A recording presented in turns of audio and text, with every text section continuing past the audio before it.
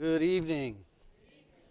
It's good to have you here this evening. We continue on Sunday nights, which we'll do through the rest of this summer, at least June and July, and I think the first Sunday in August as well, going over the Bible Bee. We began last week talking about the Bible Bee. By the way, the theme of the entire Bible Bee is truth. And so last week, Unit 1 was Truth the King. This week, Unit 2 is Truth the Servant. And it covers John chapter 13. And so, just like we did last week, my goal is to go through this chapter, John chapter 13, and just kind of go over that material and make some comments about some of the section, because there is, just like last week, a lot of material that's found in this section. So I thought what we do first is, I know this is a little unusual for such a lengthy reading, but I think it's important for us to go and read. And so I'm going to read chapter 13. I encourage you to open your Bibles and follow along. I'll be reading from the Legacy Standard Bible, which is a fairly new translation. It's just a retranslation of the New American Standard, so based on the same Greek context there. But I thought it'd be a good idea to cover that, and then we'll go back and we'll talk about some things I want to highlight in some of the verses. So let's start John chapter 13, verse number 1. And by the way, this is John 13 is paralleling what we've been studying on Sunday mornings, Matthew 21. This is also the Passion Week.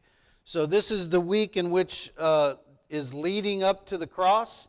This is a little bit closer in time frame to Jesus going to the cross than where we were this morning in Matthew 21, verse 23, but still the same week. So notice, chapter 13, verse number 1. Now before the feast of the Passover, Jesus, knowing that his hour had come, that he would depart out of this world to the Father, having loved his own who were in the world, he loved them to the end. And during supper, the devil had already put into the heart of Judas Iscariot, the son of Simon, to betray him.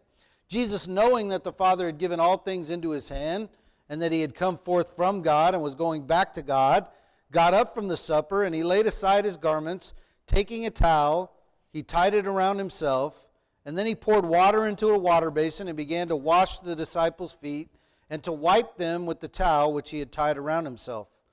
So he came to Simon Peter and he said to him, Simon Peter said to him, Lord, are you going to wash my feet?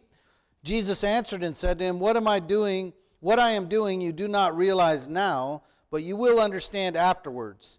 Peter said to him, You will never wash my feet, ever.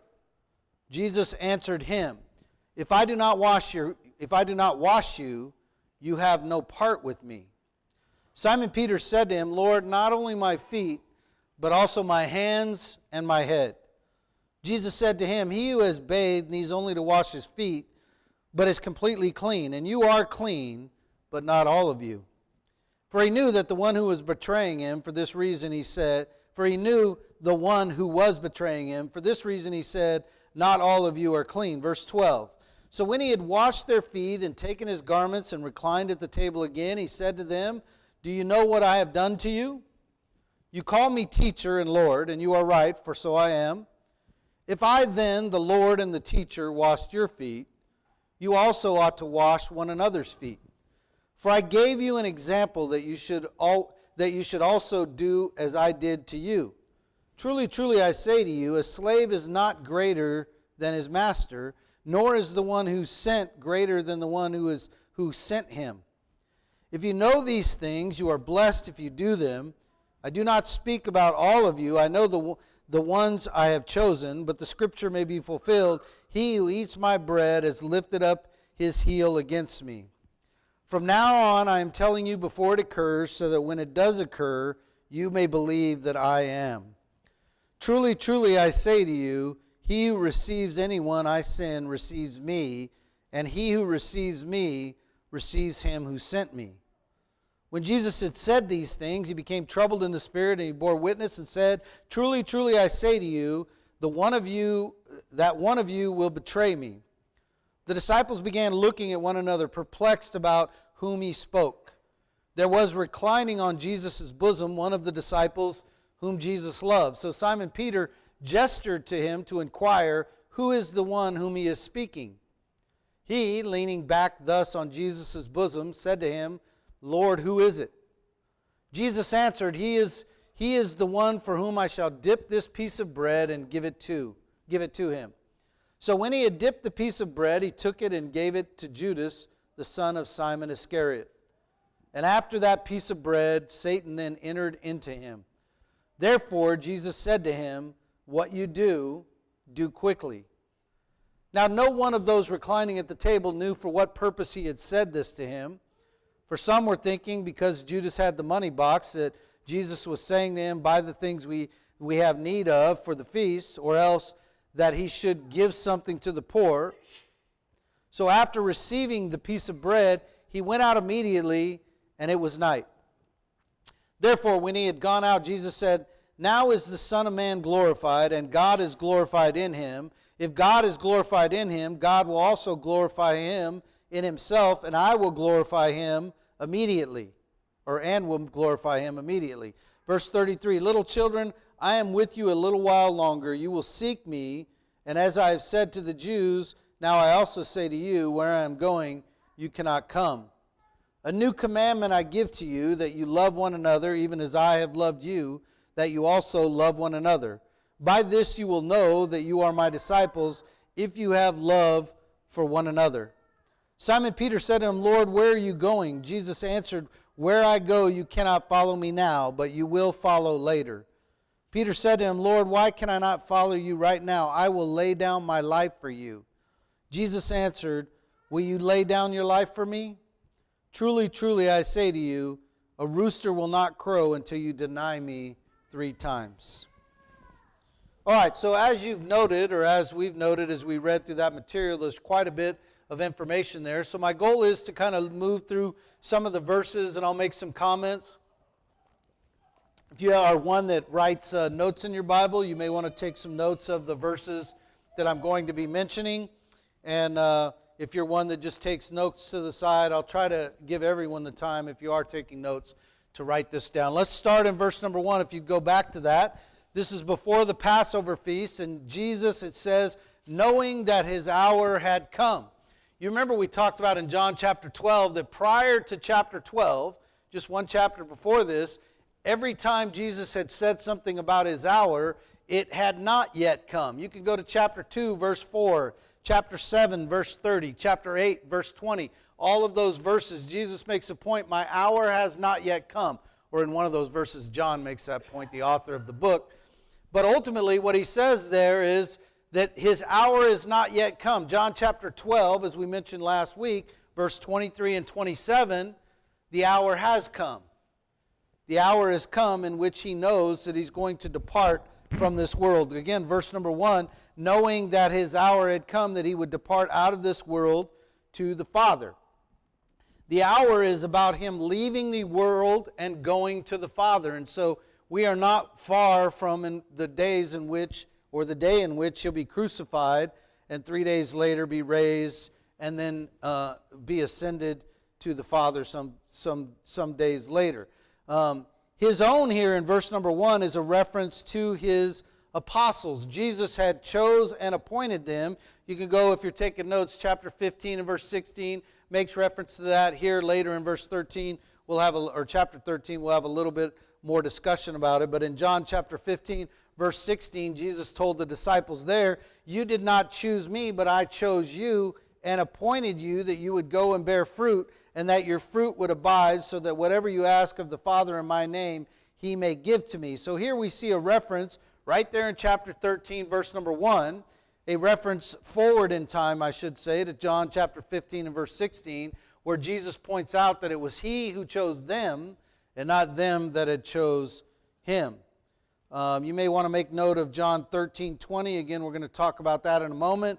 And we'll talk about what's referred to as the divine authority.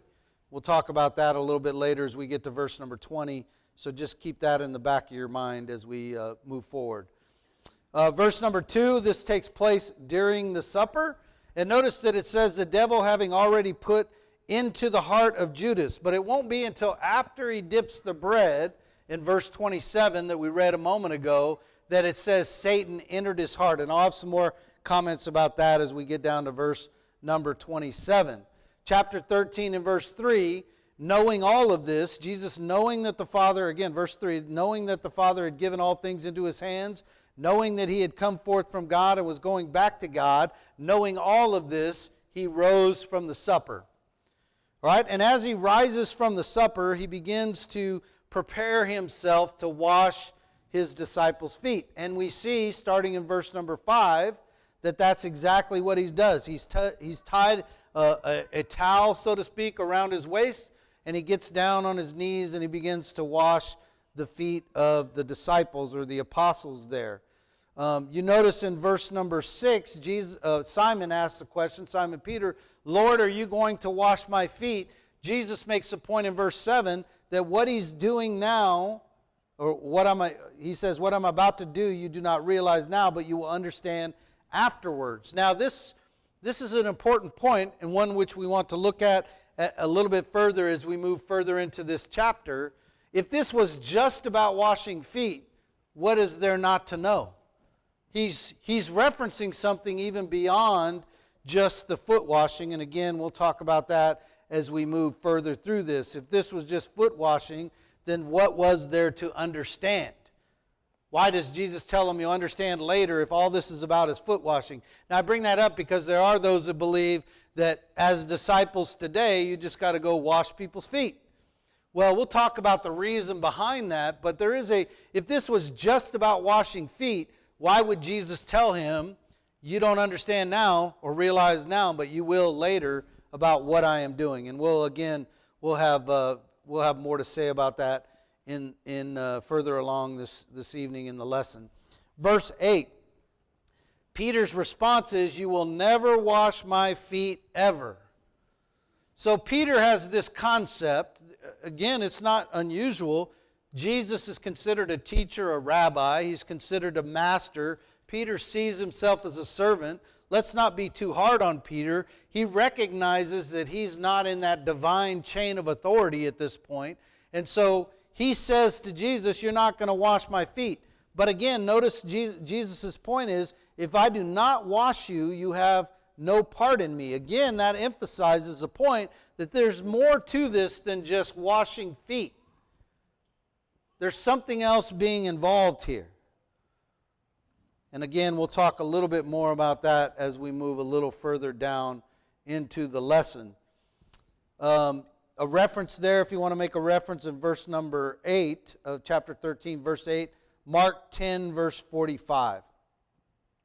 All right, moving down into verse number 10, Jesus said to him, he who is bathed needs only to wash his feet, but is completely clean, and you are clean, but not all of you. Let's spend a moment just talking about this for a moment, because we need to understand what's taking place here and what it is that Jesus is referring to.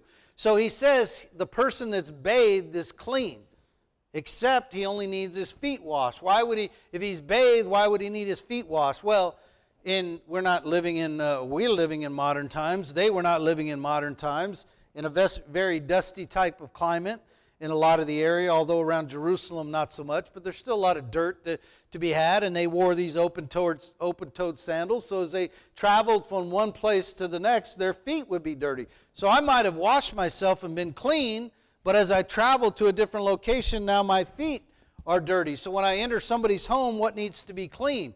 Just my feet. You remember, or I didn't mention this, but if you go back to verse number 9, Peter's response to him after Jesus had said to him, if I don't wash, you have no part. Peter's response is, not only my feet, but my hands and my head. So if you want Peter's response there indicates he wants to be a part of Jesus. Wash all of me. Jesus' point is, you're already clean. The only thing that needs to be washed is your feet. Going back to verse number 10, the you are there, as you look at that verse where he says, he who has bathed needs only to wash his feet, but is completely clean, and you are clean, but not all of you. The you are there is plural. It actually should be you all are. He's talking to the apostles there. And by the way, as he's washing the feet, he knows who's going to betray him. And yet, you know what he does? He gets down on his feet and he washes that man's feet as well, knowing that he was going to betray him. Verse number 11 there, he makes that note referring to Jesus, not all of you are clean. So he's using this washing. Again, there's more to it than just feet washing. There's an indication there that it's talking about the uncleanness of Judas, not talking about the fact that his body's physically clean, but that spiritually he's unclean. And so even though Jesus is washing Judas's feet, it's not making him clean. And so Jesus makes a point there in verse number 11, not all of you are clean, referring to Judas specifically. Verse 12, so when he had washed their feet and had taken his garments and reclined at the table again, he asked the question, do you know what I have done? What is there to understand if this is just about feet washing? The message here with the washing of feet is, unless you let Jesus do something for you, you cannot do anything for him. Unless you let Jesus do something for you, you cannot do anything for him. Now think about that for a moment, because true then and true now as well. You see, we ought to recognize that it's not until we become a Christian that we're able to do something for him. But he's already done something for us as he went to the cross for us. It's not the case that we have the ability to earn our salvation. We can't be good enough to earn salvation, and therefore we need to have the benefit of Jesus doing something for us before we can do anything for him. I wanted to go back back to verse 8 for a moment as I reference Mark chapter 10 and verse 45. The Son of Man came to serve, or did not come to serve, he did not come to be served, but came to serve and give his life a ransom for many. And there's a good reference there to what we're talking about when we say, unless Jesus can do something for you, you cannot do anything for him. All right, so in the foot washing there, again, there's more to it than just washing feet. Yes, there's a serving aspect of it, but it also speaks to the fact that Jesus gives us an example of how we ought to serve one another. That ultimately the master is serving the servant, in this case the apostles directly. And so Jesus makes a point in verse 15, for I gave you an example that you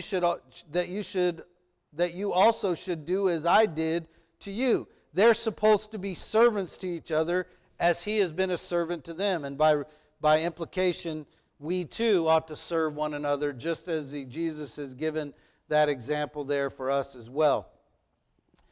Verse number 16, he says, truly, truly, I say to you, a slave is not greater than his master, nor is one who sent greater than the one who sent me. I do want to make a couple points about this particular verse. Number one, some of your translations there say servant and rather than slave. See that in verse number 16?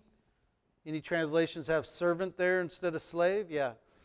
And the reason why that is, the word there is doulos. It's the Greek word. There is a word for servant. It's the word that we get minister from. But the word here is doulos. It means slave.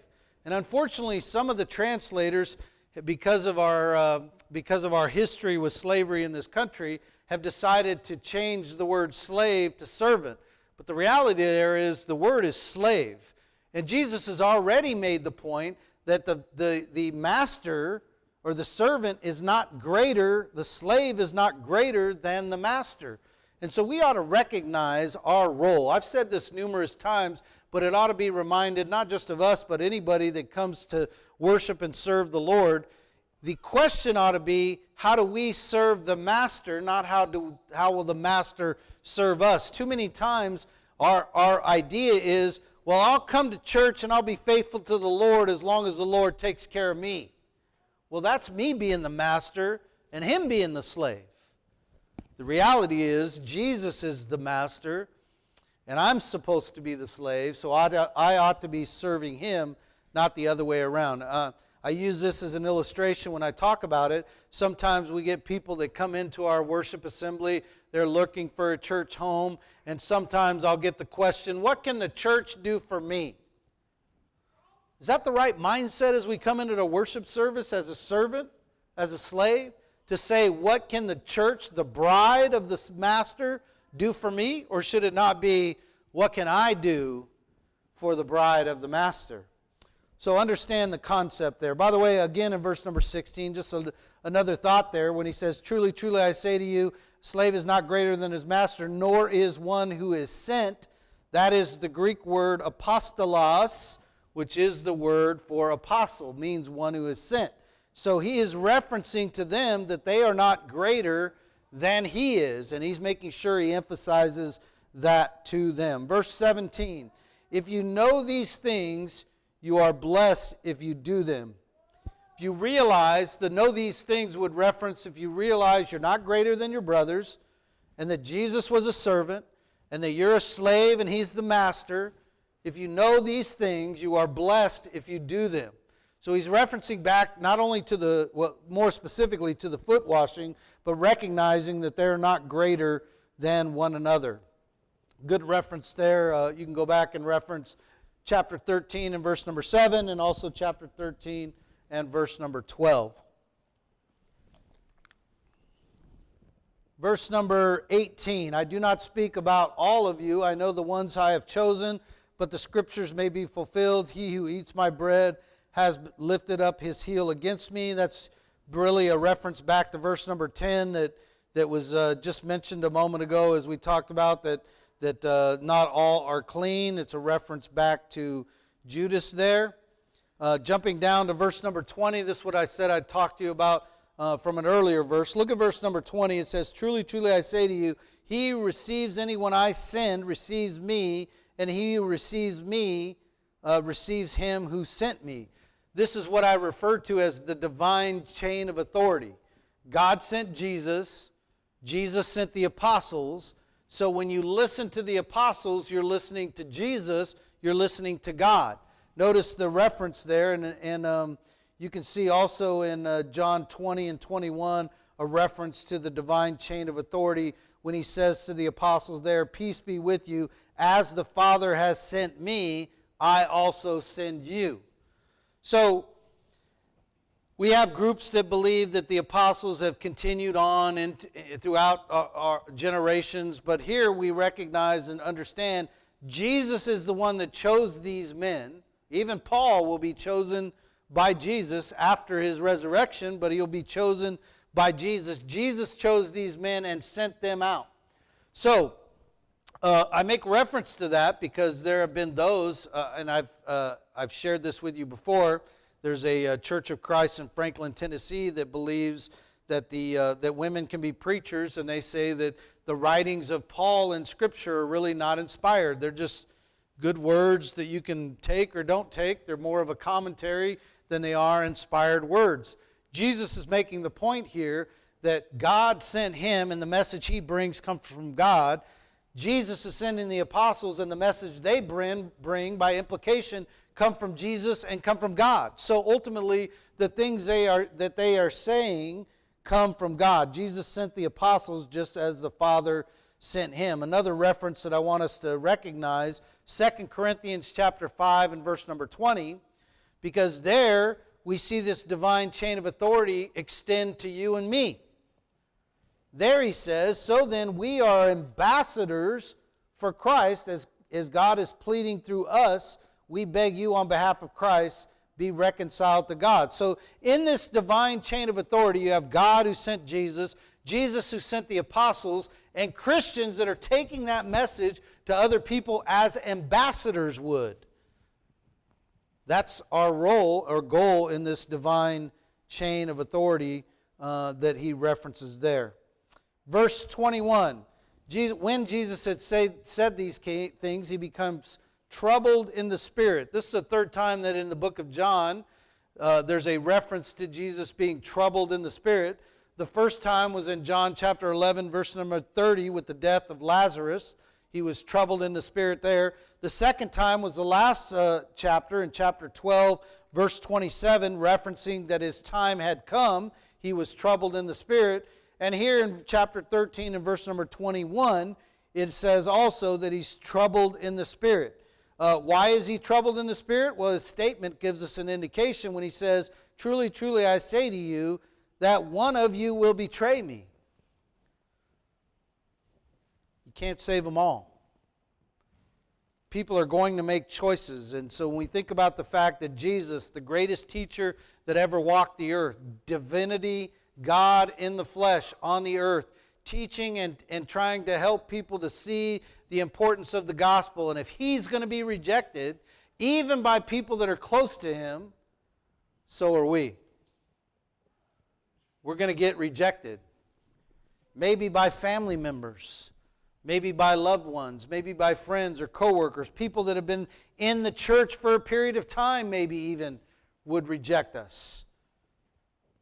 They rejected Jesus, even those, remember Judas was of the closest, of those that were closest to Jesus, of the 12.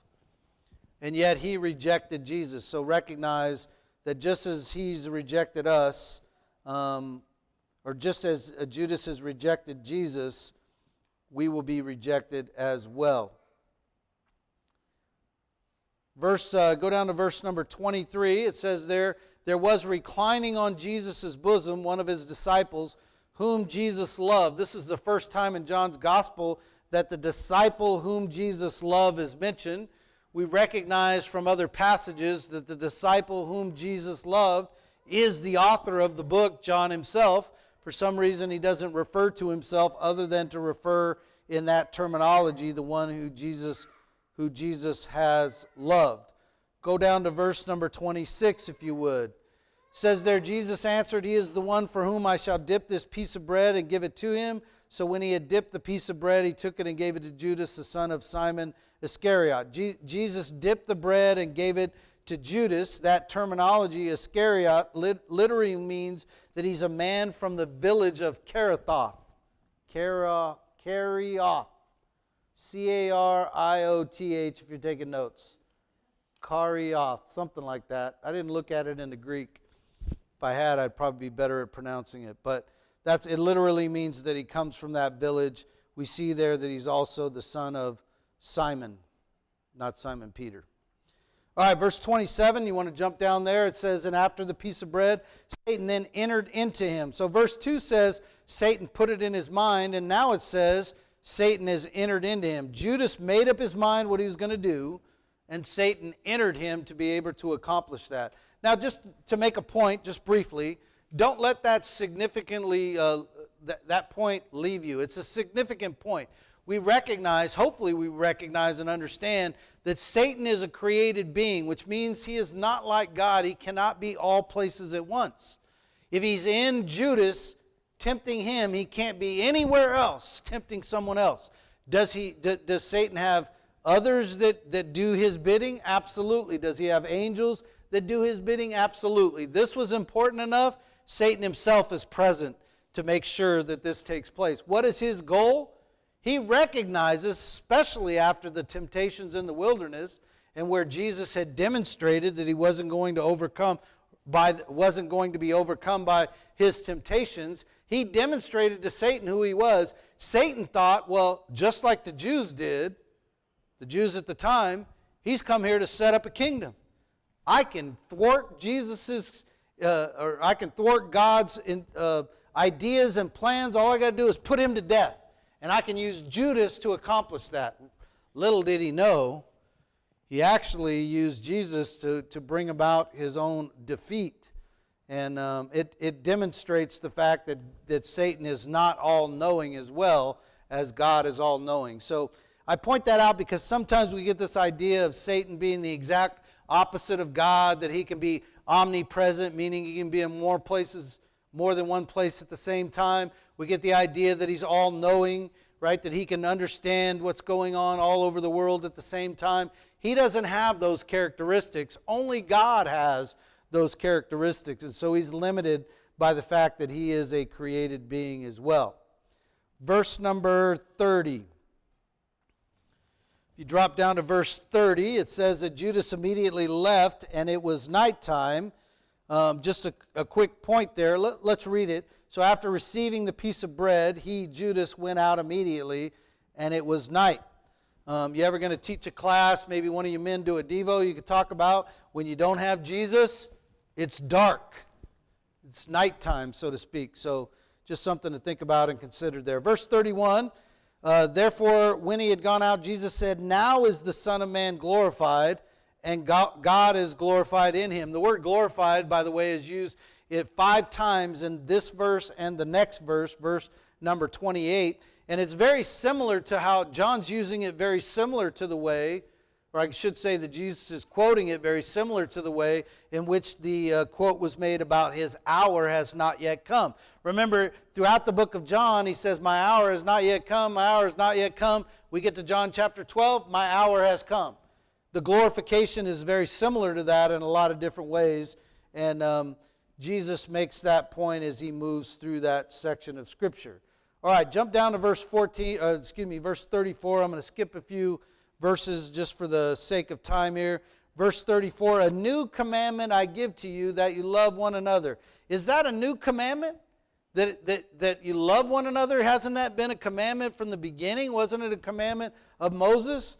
Well, let me demonstrate that I think that this goes beyond just loving one another. He says, a new commandment I give you, that you love one another, even as I have loved you. He's pointing out here we're to love just as Jesus loved.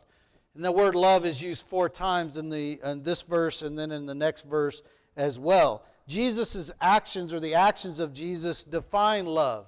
Tell the truth, set a good example, lay down your life, serve. These are demonstrations of the way Jesus loved. He calls us and the apostles directly to love in the same manner. Not just love, but love as Jesus has loved. All right, we're getting close to the end here, and we're getting close to the end of the time as well. Go down to verse number 36. Simon Peter said to him, by the way, Jesus had said, look at verse 35, by this all will know that you are my disciples if you have love for one another.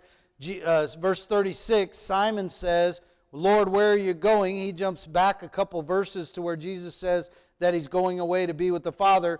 He says, where I go, verse 36, you cannot follow me now, but you will follow me later. If you remember back earlier, he said, I'm going to tell you the same thing I told the Jews, where I'm going you cannot come. But unlike the Jews, the apostles can come later.